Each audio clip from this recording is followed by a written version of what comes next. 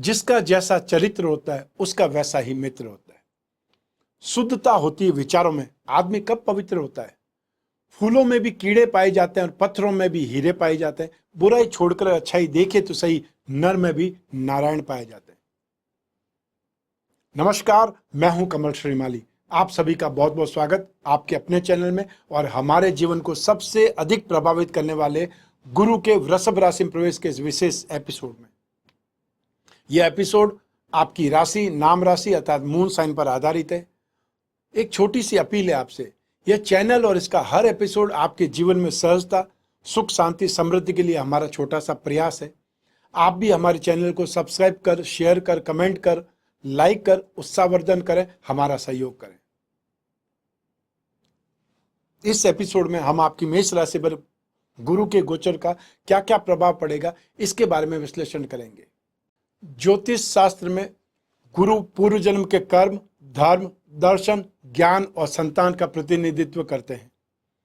देवगुरु बृहस्पति जब राशि परिवर्तन करते हैं तो इसका असर ज्ञान, संसाधनों में वृद्धि, शिक्षा, संतान, हमारी प्रगति, समृद्धि, संपन्नता, वैवाहिक जीवन, धर्म और पिता पुत्र संबंध, इन सभी पर पड़ता है। बृहस्पति प्रथम, पंचम, नवम और दसम भावों के कारक ग्रह हैं और इन्हीं बृहस्पति ग्रह को महिलाओं के लिए पति का कारक और पुरुषों के लिए धन का कारक माना जाता है। बृहस्पति वृद्धि के कारक है, इसलिए अच्छी या बुरी जो भी घटना हो उसमें इनका योग वृद्धि कारक होगा। अब यही देवगुरु बृहस्पति ग्रह 1 मई 2024 को दोपहर 1 बजे पर कृत्तिका नक्षत्र के दूसरे चरण में प्रवेश करके वृषभ राशि में आ जाएंगे और 14 मई 2025 तक वृषभ राशि में ही वक्री, मार्गी, अस्त, उदय गति से भ्रमण करते रहेंगे। यही बृहस्पति 3 मई को अस्त होकर के 3 जून को उदय हो जाएंगे और 9 अक्टूबर की दोपहर में वक्री होंगे, जो 4 माह के बाद में 4 फरवरी 2025 की दोपहर तक वक्री रहेंगे। लगभग 12 वर्षों के बाद बृहस्पति पुनः वृषभ राशि में प्रवेश कर रहे हैं। तो आइए अब जानते हैं बृहस्पति गोचर का प्रभाव आपकी राशि पर। बृहस्पति आपकी राशि से भाग्य भाव और साथ ही साथ खर्च भाव अर्थात 12th हाउस के स्वामी है और आपकी राशि से 2nd हाउस में धन और संपत्ति भाव में गोचरवश गुरु का प्रवेश होगा, जो कि आपके लिए बहुत ही ज्यादा शुभ होगा। बृहस्पति के इस राशि परिवर्तन से रोग भाव 6th हाउस, अष्टम भाव मारक भाव और साथ ही साथ 10th हाउस कर्म भाव पर दृष्टि होने से ये विशेष रूप से प्रभावित होंगे। आपकी मेष राशि से 2nd हाउस और धन संपत्ति भाव में बृहस्पति का गोचरवश प्रवेश बहुत ज्यादा शुभ है और बृहस्पति भाग्येश होने के कारण अधिक शुभ फलदायी परिणाम देंगे। धार्मिक कार्यों में आपकी रुचि बढ़ेगी, लेकिन द्वादशेश होने के दोष के कारण शुभ खर्च ज्यादा करवाएंगे। धार्मिक यात्राएं ज्यादा होंगी। आपको वाद विवाद से बचे रहने की कोशिश करनी है। मेष राशि वालों को बृहस्पति के राशि परिवर्तन से धन का आगमन होगा। आपकी इनकम के साधन बढ़ेंगे, खानदान की आर्थिक उन्नति और खानदान में समृद्धि बढ़ेगी, सुख व्याप्त होगा, विवाह या संतान के जन्म का सुख अवसर प्राप्त होगा, शुभ अवसर प्राप्त होगा। 2nd भाव में स्थित बृहस्पति आपके पारिवारिक सदस्यों से आपका जुड़ाव रखेंगे और यदि कोई प्रत्येक व्यवसाय करते हैं, पेरेंटल कोई बिजनेस करते हैं, तो इस गोचर का बहुत आशा के अनुसार लाभ आपको अपने व्यापार में देखने को मिलेगा। शत्रुओं के विरुद्ध या कंपटीटर्स के विरुद्ध आपको काम करने की आवश्यकता ही नहीं पड़ेगी, उनसे समझौता हो जाएगा या फिर वो अपने रास्ते खुद ही साफ हो जाएंगे। आपकी वर्चस्व बढ़ेगा, ख्याति बढ़ेगी और आपका इंटरेस्ट भी जो परोपकार और दान आदि क्षेत्रों में देखने को मिलेगा। आपकी चल संपत्ति जैसे कैश सर्टिफिकेट्स, बॉन्ड्स आदि की संख्या में वृद्धि होगी। आपका बैंक बैलेंस बढ़ेगा, धन संचय करने में आप सफल हो जाएंगे और आपकी वाणी में गंभीरता आएगी। लेकिन यही बृहस्पति 1 मई 2024 को राशि परिवर्तन करेंगे और साथ ही 3 मई को ये अस्त हो जाएंगे और 3 जून तक अस्त रहेंगे।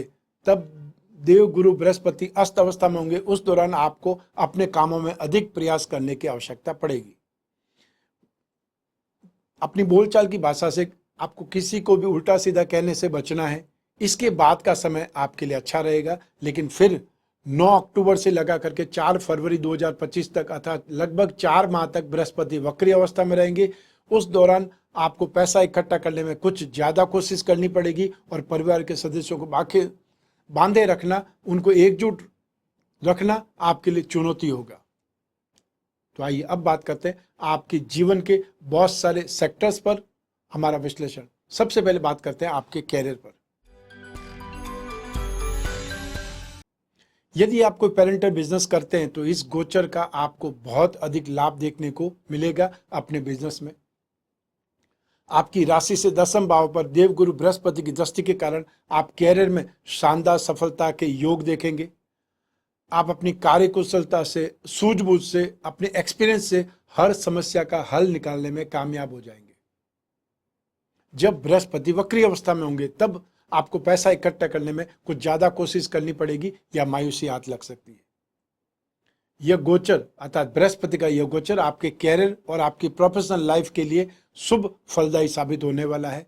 आप उन्नति का अनुभव करेंगे और साथ ही आपकी राशि से 6ठे और 10वें भाव पर बृहस्पति की दृष्टि नौकरी या सर्विस सेक्टर में जुड़े लोगों के लिए शुभ फलदायी साबित होगी। सब मिला करके देखा जाए तो मेष राशि के लोगों के लिए यह साल या यह गोचर बहुत ज्यादा पॉजिटिव रिजल्ट लेकर के आया है। आपकी मेहनत का फल आपको जबरदस्त रूप में मिलेगा। ससुराल पक्ष से आपके संबंध सुधरेंगे और जीवन साथी और आपके दोनों के परिवारों के मध्य आपसी सामंजस्य दिखाई देगा और प्रेम की भावना बढ़ेगी। आप अगर विवाह के योग्य हैं तो आपकी शादी हो सकती है, शादी फाइनल हो सकती है या सगे संबंध आपके तय हो सकते हैं।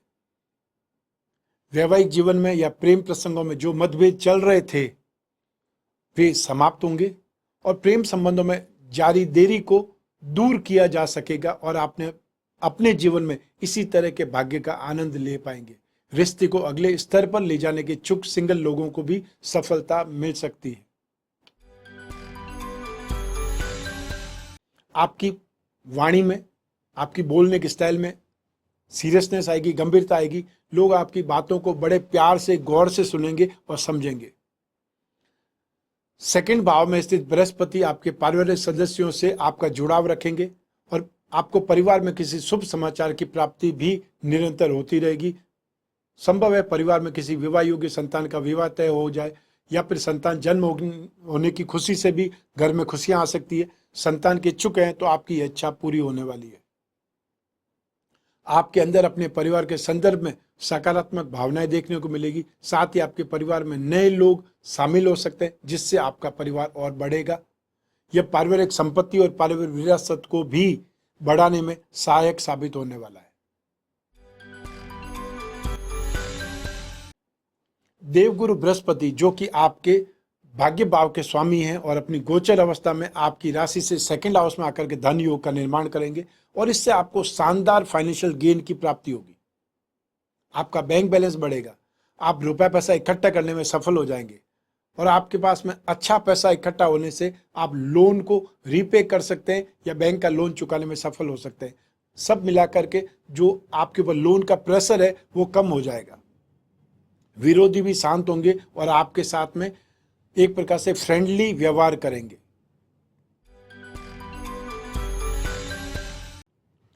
स्टूडेंट्स को शिक्षा में इस गोचर के अच्छे रिजल्ट्स की प्राप्ति होगी। जो कंपटीशन एग्जाम में बैठ रहे हैं उन्हें भी बहुत पॉजिटिव रिजल्ट्स मिलेंगे। 8वें भाव पर बृहस्पति की दृष्टि आपके जीवन में अनिश्चितताओं को यहाँ पर बढ़ा सकती है। फिर भी बृहस्पति की दृष्टि में अमृत होने से सभी के लिए समय शुभ फलदायी साबित होगा। अपनी पसंद की जगह एडमिशन मिल सकता है। हायर एजुकेशन के लिए विदेश जाना चाहते हैं तो भी आपको अच्छे मौके मिल सकते हैं। जब बृहस्पति वक्री होंगे तब आपको ज़्यादा मेहनत करनी पड़ेगी, ये आपको ध्यान रखना पड़ेगा। और ये समय आएगा 9 अक्टूबर से 4 फरवरी 2025 तक। बृहस्पति के इस गोचर में आपका वजन एक समस्या बनकर के सामने आएगा। सबसे पहले डायबिटीज या ब्लड प्रेशर को नियंत्रण में करना होगा। जो बुजुर्ग हैं या युवा वर्ग है उनको मांसपेशियों में खिंचावट समस्या हो सकती है, शिकायत हो सकती है। यूरिन ब्लैडर में इन्फेक्शन से परेशानी हो सकती है तो महिलाओं को गायनों से संबंधित समस्याओं का सामना करना पड़ेगा। बाहरी सुंदरता में भी कुछ कमी नजर आ सकती है। जब बृहस्पति वक्री होंगे तब अच्छा खाना और कोल्ड ड्रिंक या शराब पीने की इच्छा आपके अंदर बढ़ सकती है, जो आपके हेल्थ के लिए अच्छा नहीं होगा। आइए अब बात करते हैं बृहस्पति ग्रह के शांति के उपायों की। डायबिटीज अर्थात मधुमेह सीधा संबंध कुंडली में गुरु से माना जाता है। गुरु की पूजा आराधना पेट को प्रभावित करने वाली बीमारियों से राहत दिलवा सकती है। अगर आप गुरु ग्रह के दुष्प्रभाव से पीड़ित हैं तो इन उपायों को अपना करके राहत प्राप्त कर सकते हैं। सबसे पहले आपको 10 अवतार विष्णु कवच धारण करना चाहिए। साथ ही बृहस्पति ग्रह का पिरामिड या नवग्रह दोष नामक जो पिरामिड होता है वो अपने शयन कक्ष में, बेडरूम में रखना है। ये आपकी माइंड, बॉडी और सोल को ट्यून अप करेगा, एक प्रकार से आपको हील करेगा। विष्णु प्रतिमा घर की पूजा में स्थापित करके नित्य उस पर अभिषेक करें और अभिषेक करते समय ओम नमो भगवते वासुदेवाय इस मंत्र का मन ही मन उच्चारण करते रहें, या अभिषेक करते समय अगर बोल सकते हैं तो और ज़्यादा बेटर है। बृहस्पतिवार के दिन अर्थात थर्सडे के दिन आपको केला, गुड़ या चने की दाल या कोई भी पीली वस्तु, पीला फल आप दान कर सकते हैं कोई जरूरतमंद को या आसपास मंदिर में। आप खुद पुरुष सूक्त का विष्णु सहस्त्र नाम का पाठ कर सकते हैं, या फिर बृहस्पति के एकाक्षरी बीज मंत्र ओम ब्रह्म बृहस्पतये नमः इस मंत्र का आप जाप कर सकते हैं। तो ये था बृहस्पति का वृषभ राशि में गोचर फल आपकी राशि के अनुसार। आपकी जन्म कुंडली में से एक ग्रह चंद्रमा को आधार बना करके मैंने ये राशिफल, गोचर फल आपको बतलाया है। आप चाहें तो अपनी जन्म कुंडली के संदर्भ में इस राशिफल को, गोचर फल को और सटीकता से जान सकते हैं, क्योंकि जन्म कुंडली आपकी अपनी है और आपकी अपनी डिटेल से ही बनती है।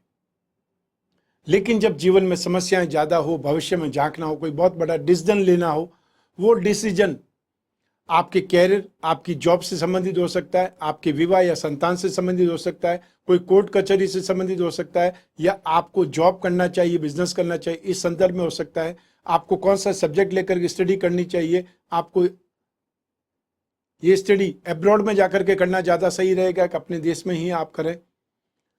जो आपकी पेरेंटल प्रॉपर्टी है उसमें आपकी क्या स्थिति रहेगी, आपको खुद को इन्वेस्टमेंट करना है वो किस में करना चाहिए, ये सभी चीज़ें, ये सभी बातें आपकी लाइफ में बहुत इंपॉर्टेंट रोल करती है। तो इनका जब भी डिसीजन लेना हो अपनी जन्म कुंडली के संदर्भ में डिसीजन लेना ज़्यादा सही रहेगा। आप कोई भी देश में रहते हो, कोई भी शहर में रहते हो, आपके पास सिर्फ अपना फ़ोन होना चाहिए। आप टेलीफोनिक कंसल्टेंसी या वीडियो कॉन्फ्रेंसिंग के जरिए अपनी कुंडली पर डिस्कस कर सकते हैं, विचार विमर्श कर सकते हैं। जो आपके मन में जिज्ञासा है उस पर हम बातचीत कर सकते हैं। जो हमारे टीम मेंबर्स हैं वो आपसे संपर्क करके अपॉइंटमेंट फिक्स करेंगे और बात कराने तक जिम्मेदार बने रहेंगे।